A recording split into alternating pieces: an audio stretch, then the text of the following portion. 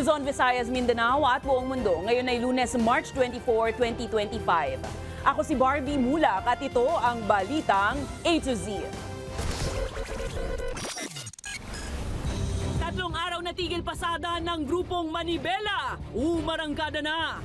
Pero LTFRB iginiit, hindi na paradisa ang biyahe ng publiko sa kabila ng transport strike. Dagdag na 1 oras sa MRT operations, epektibo na ngayong gabi. VP Sara, kumpiyansang maibabasura ang ICC case laban kay dating Pangulong Rodrigo Duterte. Paghahalin tulad ni VP Sara sa dating Pangulong Duterte kay Ninoy, pinalagan ng pamilya Aquino. Bago ang local at national elections sa Mayo, COMELEC tiniyak walang dagdag bawas na mangyayari sa May 12 elections kasunod ng pahayag ni VP Duterte. Mom, Dad, nakuha ko! Oh my God! Sa balitang sports, Pinay tennis ace Alex Ayala. Pinataob ang women's world number 5 na si Madison Keys.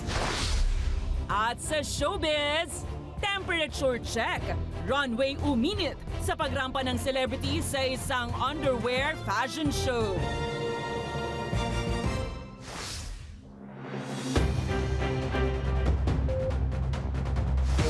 Magandang gabi, pambungad sa ating newscast. Umarangkada ngayong Lunes ang 3 araw na transport strike ng ilang grupo ng jeepney operators na tutol sa PUV Modernization Program. Ayon sa kalihim ng Department of Transportation, hindi muna pipilitin ng mga transport group na ayaw magpa-consolidate hanggat hindi napakikinggan ang kanilang panig. May balitang A to Z si Ian Maghanoy. Wala mo ng biyahe ang jeep ni Mang Jose ngayong Lunes. Isa siya sa nakiisa sa 3 araw na tigil pasadang ikinasa ng transport group na Manibela laban sa PUV Modernization Program. Igagaray ko na itong jeep ko, hindi ko pinalabas muna. Bilang suporta sa aming chairman na si Mar Manibela Balbuena. Sa social media page ng Manibela, makikitang walang masakyang jeep ang mga commuter sa kasagsagan ng morning rush hour sa Pasig City, Quezon City, Pasay City, Muntinlupa City, Caloocan City, Parañaque City at iba pang mga lungsod sa Metro Manila. Pero giit ng Land Transportation Franchising and Regulatory Board, walang epekto sa commuters ang naturang strike. Walang pagparalisa ng public transport. Prepared ang lahat. And also because maraming bumabiyahe, no, dahil hindi sumama sa tigil pasada. Nag-deploy ng 3 bus ang Metropolitan Manila Development Authority para sa libreng sakay, pero para lamang sa mga piling lugar. Kung i-deploy po natin itong mga buses na ito, mawawalan po sila ng pasahero. Dahil ang tendency po ng mga pasahero ay doon sasakay sa libre. So kaya po tayo ay nagsisingle dispatch kung saan lamang po kailangan ng libreng sakay, doon lamang po natin sila ipapadala. Kabilang ang grupong Manibela at Piston sa mga ayaw magpa-consolidate dahil sa mataas na presyo ng ipapalit na imported modern jeepney. Kaya ayon sa bagong kalihim ng Department of Transportation, wala munang galawan sa modernization program hanggat hindi na pakikinggan ang magkabilang panig. Right now it's status quo. Meaning, yung mga nandyan na at approved na tuloy-tuloy yan. Yung mga hindi pa at may alinlangan pa na papasok sa modernization, hindi natin pipilitin muna na pumasok sila. Kailangan pakinggan muna natin sila. Pero ang mga transport groups tulad ng Pasong Mazda, Altoda at Acto na nagpa-consolidate na, umalmas ang mga mungkahing ipahinto ang PUV modernization. Sa halip, pag-aanin na lang nila ang proseso ng pagrerehistro ng prangkisa. Malaking bagay po yan sa amin sapagkat tatamaan po kami dyan. Paano itong mga tumayan ng utang sa bangko? Paano kami makababayad dyan? Nilinaw naman ng LTFRB na hindi tuluyang ipahihinto ang PUV modernization program. Ang sabi po ng ating butihing kalihim is pag-aaralan po yung kanilang mga problema, titignan po kung ano yung mga bagay-bagay na pwede ko naming ma-improve yung mga serbisyo po namin para kung sila ay sumanib na sa programa ng gobyerno. Magtatapos ang tigil pasada sa Miyerkules, March 27. Para sa Balitang A to Z, Ian Maghanoy.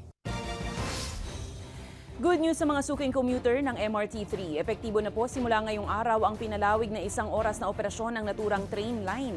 Ibig sabihin, kung dati ay alas 9:25 ng gabi ang huling biyahe sa MRT North Avenue Station, aabot na po yan sa 10:25 p.m. na last trip papuntang Pasay. Habang mula sa dating alas 10 sa pasado ng gabi ay magiging 11:04 na ang huling biyahe sa Taft Avenue Station. Sinabi naman ng Department of Transportation na magdaragdag rin sila ng mga bagon tuwing rush hour para mas mapabilis at komportable ang biyahe ng mga commuter.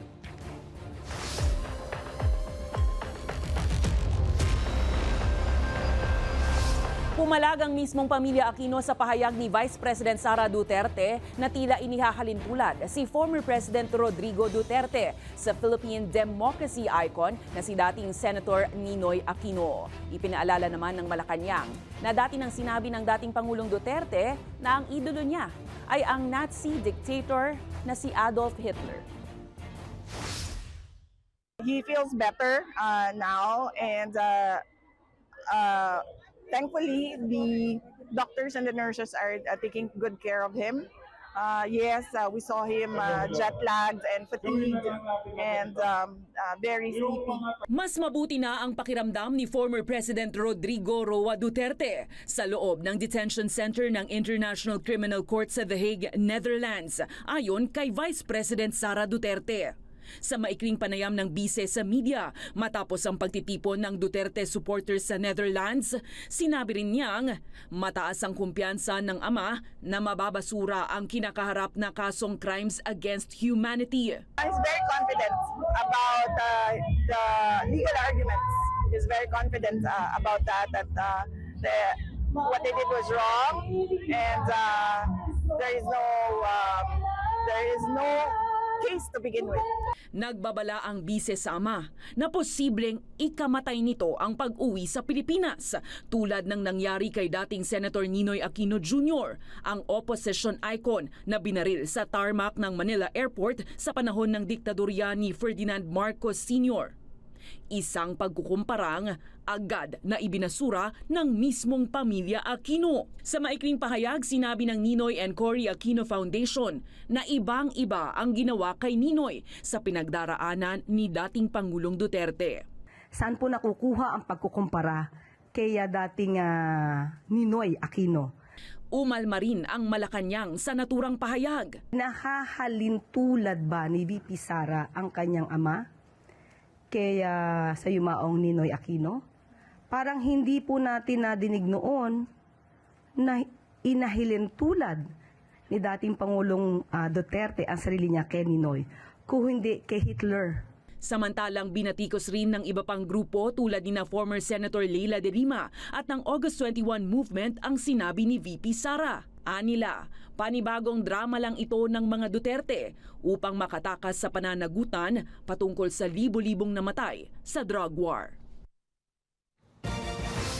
Patay sa pamamaril sa San Rafael, Bulacan ang tauhan ng isang kongresista, isang army corporal at isa pang biktima matapos tambangan ng kanilang sasakyan.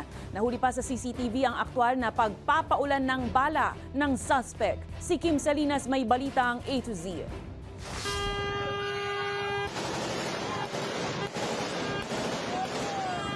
Sunod-sunod na putok ng baril ang umalingaw-ngaw sa Barangay Kapihan, San Rafael, Bulacan nitong March 21 alas 2:30 ng hapon. Tinambangan ang mga sakay ng isang Ford Everest SUV. Makikita sa CCTV na bumuelta pa ang sasakyan ng suspect bago pinaharurot ang sasakyan saka nagpaulan ng bala. Yung binabaran sa sasakyan, dalawa, yung driver at saka yung bodyguard.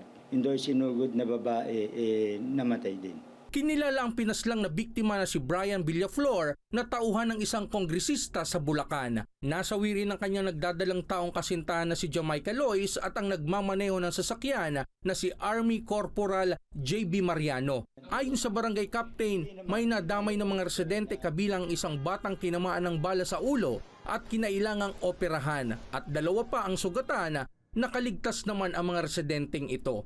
Yung daw anak nila parang na-trauma dahil katabi nung batang tinamaan ng ligaw na bala sa pampaserong jeep. Bigla na lang may sumalpok doon sa kanilang karmatsog, kaya nagtuwad, kaya nasugatan yung bata at saka yung lola. Nagkalat ang social media post ng netizens kung saan maririnig ang putok ng baril. Sa ibang post naman ay ang aftermath ng insidente kung saan nadamay ang ibang mga sasakyan. Malaking takot ang idinulot nito sa mga taga roon kabilang ang empleyado ng tindahang ito. Lumabas po agad ako, sir. Yun nga, sir, nagulat na lang po ako na may barilan na po. Kaya, sir, nagpasok kami sa CR, sir. Sobrang takot po namin. Hindi pa makapagbigay ng pahayag ang Bulacan Police Provincial Office kung may kaugnayan ng pananambang sa trabaho ng biktima bilang congressional staff dahil nagpapatuloy ang follow-up operation. Pinaigting naman ang checkpoint sa lugar, bunsod ng insidente. Para sa Balitang A to Z, Kim Salinas. Iniimbestigahan na ng National Bureau of Investigation ang nasa 20 individual na umano'y nagpapakalat ng fake news online. Ayon kay NBI Director Jaime Santiago, nagpulong na sila kasama ang mga kinatawan ng Department of Information and Communications Technology at National Telecommunications Commission. Hinggil yan sa mga posibilidad kung paano masasawata ang mga fake news spreader. Anya, maging mga Pilipino abroad na mapatutunayang nagpapakalat ng maling balita ay posibleng hainan ng reklamo.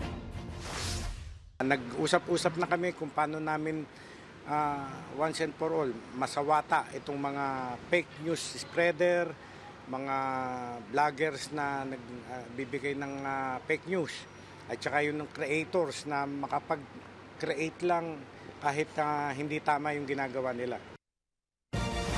Naniniwala si Bataan na Representative Geraldine Roman na ginagamit umano ang mga Pinoy na social media influencer para magpakalat ng Chinese propaganda. Sa huling TRICOM hearing na isawalat na dumalo sa isang Chinese-sponsored seminar ang ilang Filipino vloggers. Kasama pa si dating PCO Secretary Trixie Cruz Angeles.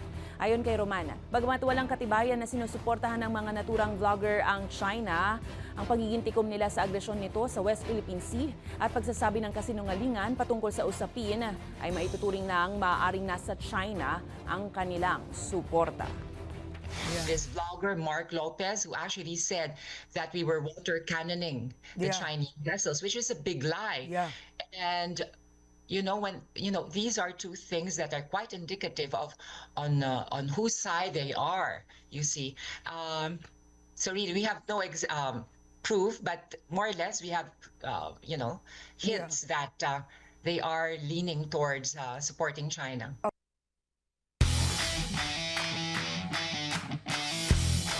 That's our girl, Alex Ayala. Muling pinahanga ng 19-year-old Pinay tennis player na si Alex Ayala ang buong mundo matapos talunin sa Miami Open match ang Women's World number 5 tennis player na si Madison Keys nitong linggo.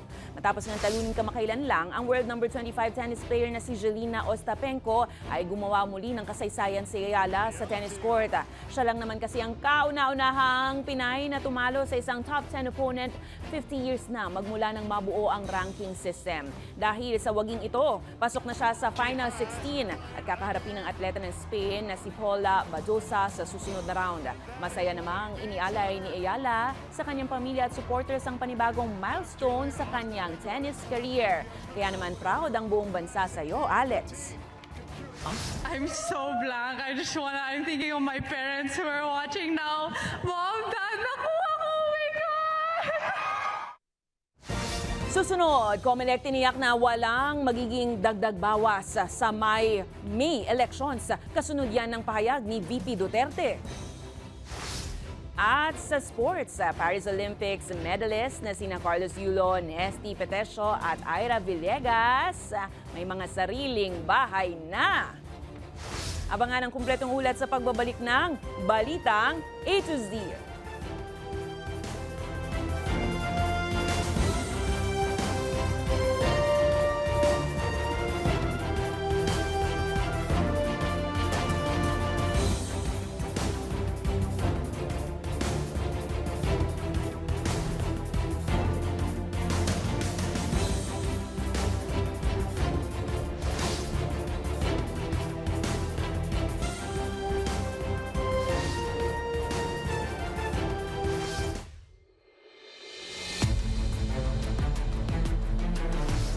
Bumulabog ang headquarters ng Office of the Vice President ngayong hapon matapos umanong makatanggap ng bomb threat ang isang staff via text. Sa pahayag ng OVP sa media, agad inilikas ang mga tauhan sa opisina sa Robinson Cybergate Plaza. Saka naman sinuyod ng Mandaluyong Pulis ang lugar. Wala namang natagpuan ang kapulisan kaya't balik operasyon din ng OVP bandang alas 4 na ng hapon. Matatandaang naka-remote work lang si VP Sara Duterte dahil nasa The Hague, Netherlands siya habang inaasikaso ang ICC case ng kanyang ama. Iginiit ng palasyo na kailangang ipaliwanag ni VP Sara Duterte ang mga kahina-hinalang pangalan na lumabas sa listahan ng mga benepisaryo ng confidential funds ng Department of Education. Mababatid na may mga bagong kahina-hinalang pangalang lumabas sa naturang listahan.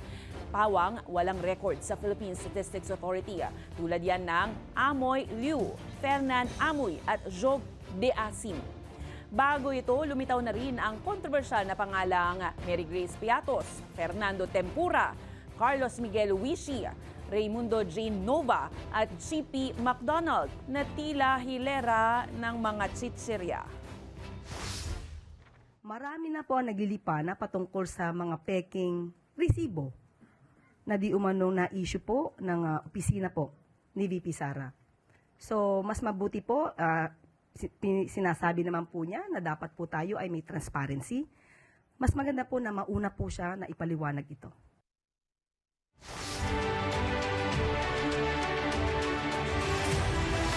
Arangkada na sa Biyernes, March 28 ang kampanya para sa mga lokal na kandidato. At ayon sa COMELEC, pinapayagan na ang mga barangay at sangguniang kabataan officials na mag-endorso ng mga kandidato sa halalang to. Samantala, isinasantabi naman ng komisyon ang pangamba ni dating Pangulong Rodrigo Duterte ng dagdag bawas sa nalalapit na halalan. Si Naomi Almojano may balitang A to Z. Walang mangyayaring dagdag bawas. Iyan ang pagtitiyak ni Commission on Elections Chairman George Erwin Garcia. Nitong linggo kasi ibinahagi ni Vice President Sara Duterte ang pangamba ni dating Pangulong Rodrigo Duterte sa harap ng kanilang supporters sa The Hague, the Netherlands. Ukol sa umano'y posibilidad ng vote tampering o dayaan sa bilangan ng boto sa 2025 midterm elections. Nag-express din siya ng fears niya, apprehensions niya sa baka merong mangyaring dagdag bawas, yung mga ganon na mga usapan sa eleksyon. Depensa ni Garcia, maraming ilalatag na counter-check sa halalan. Imposible po yung dagdag bawas sa isang automated election. Lahat po ng ballot images sa bawat presinto ipapakita namin sa lahat ng watchers, sa lahat ng citizens arm, at meron din po tayong random manual audit na gagawin. Samantala, magsisimula na sa Biyernes, March 28 ang kampanya para sa mga lokal na kandidato. Ayon sa COMELEC, papayagan na ang mga barangay at sangguniang kabataan official ng mga panya at mag-endorso ng national at local candidates. Sa mga nagdaang halalan kasi, ipinagbabawal ito upang manatiling neutral ang mga opisyal ng barangay at SK. Pero once na nahalal na ang isang barangay official, pagkatapos ng election, sila ay political na. Therefore, pwedeng sumuporta ng kandidato, pwedeng sumama sa mga kampanya. Pero babala ni Garcia sa mga barangay at SK official. Huwag na huwag natin gagamitin ang pasilidad ng barangay sa pangangampanya o pamumulitika. Hindi dapat ginagamit ang pondo ng sambayanan o yung resources ng barangay sapagkat public funds pa rin yan. Ngayong Lunes lang, itinurn over na ng COMELEC sa Bangko Sentral ng Pilipinas ang mga source code na gagamitin sa automated election system. Ang source code ay ang software na titiyak sa accuracy at credibility ng halalan. Sinelyohan at itatago muna ang digital storage devices nito sa isang secured vault sa BSP habang hawak naman ng komisyon ang susi nito. Para sa Balitang A to Z, Naomi Almojano. Wala umanong ideya si Senator Amy Marcos kung bahagi pa siya ng senatorial slate ng Marcos Jr. administration.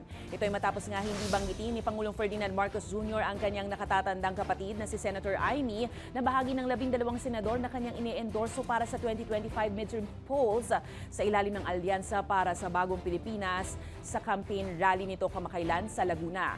Hindi na rin dumadalo si Amy Marcos sa mga campaign rally ng alyansa na ginanap partikular sa Leyte, sa Cavite at sa Laguna. Mababatid naman na nagkasa ang Senado ng investigasyon hinggil sa pag-aresto kay dating Pangulong Rodrigo Duterte nitong buwan.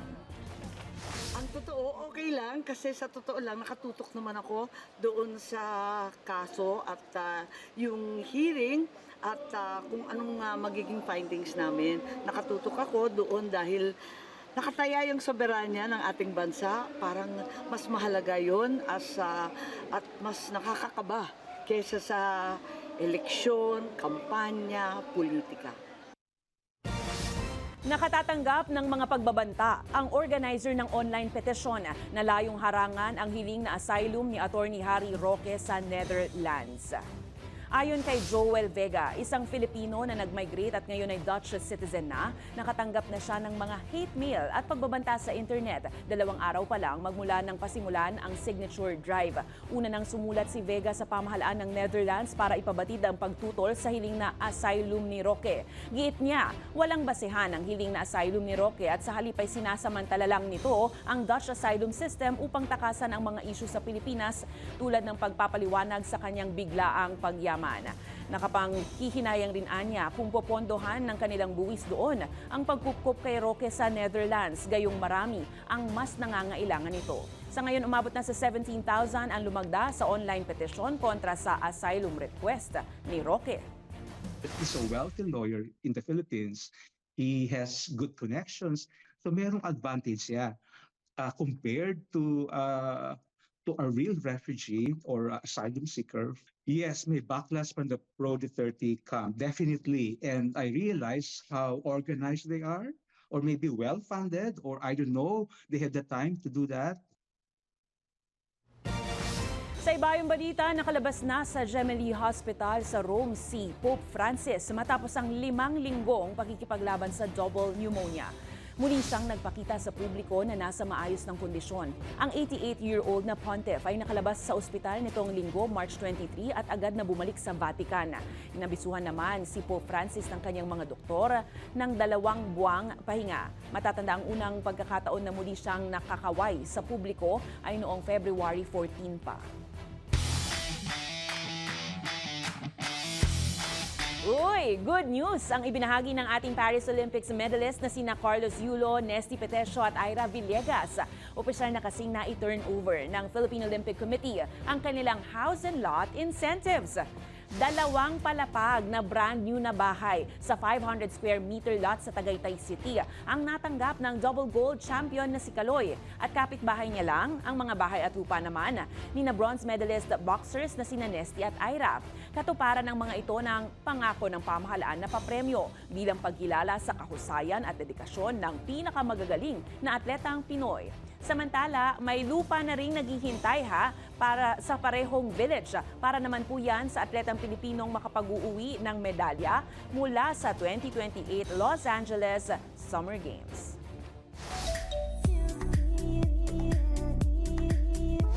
Concert fever this summer dahil matitinding star power ng K-pop superstars ang magpapayanig sa Mall of Asia Arena ngayong tag-init. Nakalinya dyan ang K-pop queen mula sa grupong Girls' Generation na si Kim Taeyeon sa March 29. Ang ultimate sunshine ng BTS na si J-Hope aarangkada naman at magbibigay saya sa 2-day concert sa April 12 at 13. Habang inaabangan na rin ng fans ang comeback ng OPA na si Lee Min-ho sa kanyang Minho-verse 2025 Asian Fan Meet Tour sa April 26. Samantala, nakatakda ring mag-concert ang classic American rock band naman na Toto sa May 4. Habang darating din sa bansa ang film comedian na si Jokoy sa June 21. Sa aming pagbabalik, kapamilya stars na umangat ang galing sa PMPC Star Awards, kilalanin. At ayaw patigil ang init. Runway talaga nag-init sa pagrampa ng celebrities sa isang fashion show. Manatiling nakatutok, kayo ay nanonood ng Balitang A to Z.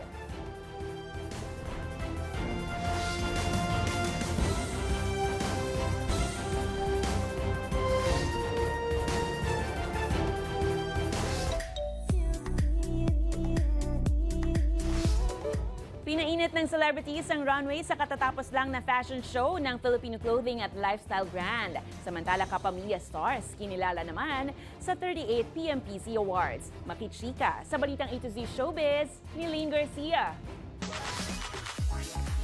Summer just got hotter! Kanya-kanyang pasabog sa runway ang mga celebrities sa iconic underwear show na Bench Body of Work nitong March 21 sa Mall of Asia Arena. Sa opening pa lang, hindi na magkamayaw sa tilian at sigawan ang mga fans para sa Asia's multimedia star na si Alden Richards na flinex ang kanyang sexy and healthy body. Very sultry naman ang hot mamas na sina Sunshine Cruz, Ina Raimundo at Priscilla Mireles na wala pa ring kumpas ang kanilang curves. Sinalubong naman ng cheers mula sa audience sina Joshua Garcia, David Licauco, Janine Gutierrez, Zainab Harake at Mulak twins na sina Atasha at Andres. Since theater ang hunk actor na si Jake Cuenca sa pangmalakasang entrance, sakay ng motorbike bago ang kanyang daring na underwear reveal. Habang pasiklab na hot performance, ang handog ng Kings of Pop na SB19 sa kanilang awiting Damp na nagpadagundong ng arena. Pinali ng show si Catherine Bernardo, suot ang sexy white glittery top na nag-showcase sa kanyang fit and toned body.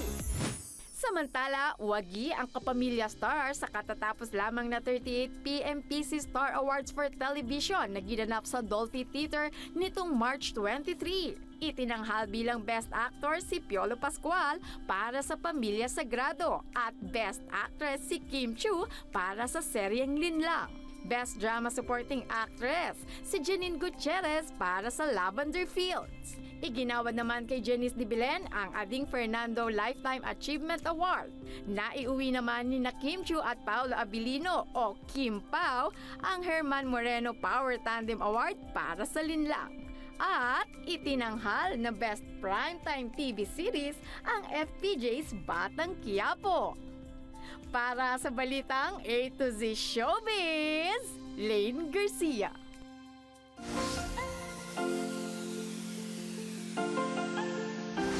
Iba talaga ang ganda ng tinaguriang Diyosa na si Ann Curtis. Pero wait, there's more. Dahil hawak ngayon ni Ann ang bagong titulong Fairy Walk na ginawa nito sa kanyang pagbisita sa Siquijor. Panoorin.